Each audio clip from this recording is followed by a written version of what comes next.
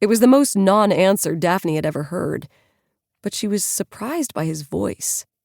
It was smooth and deep, the kind of voice you wished would narrate an 18-hour audiobook about a sweeping multi-generational saga. Something about him, in fact, gave her the impression of a 1940s soldier about to ship off to the German front. Maybe it was the short, utilitarian cut of his brown hair, or the hard line of his jaw. "Chris," Layla said, her voice even gentler.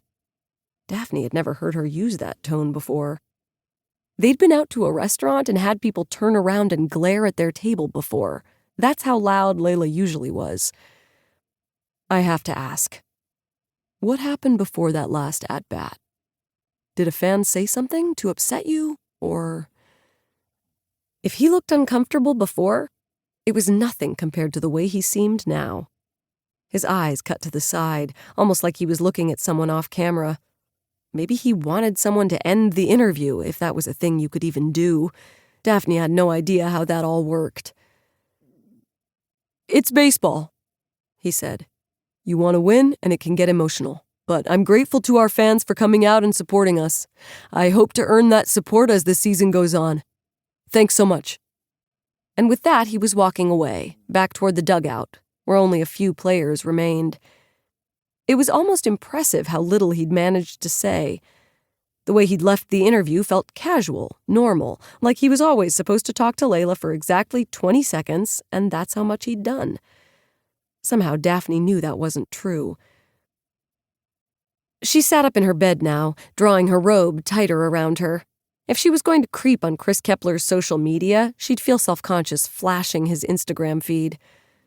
She found his account easily. The unimaginative combination of his name and his number, with a little verification check to prove it was the real him.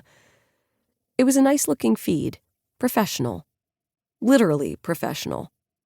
She assumed the team had someone who took all these photos of him, crouched down by third base, on the run with his batting helmet flying off his head, leaning against the dugout with a teammate.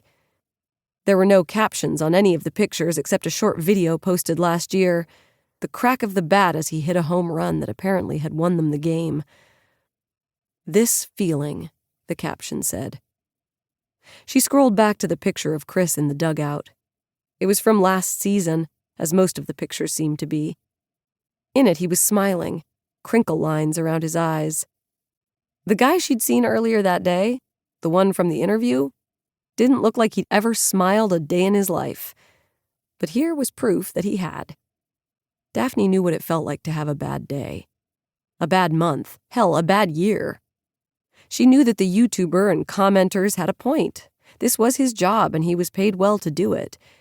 But she hated the idea that she might have added one more brick to the pile, kicked him when he was down. She'd feel better if she could at least apologize or explain. It was probably pointless. She doubted he ran his own Instagram account, and even if he did, he wouldn't accept a random DM. But something made her click on the message button and start to type. "You don't know me, but I wanted to reach out to..." Reach out. God, she sounded like she was sending a business follow-up. She deleted the words and started again. "Hi, it's me. I'm the problem."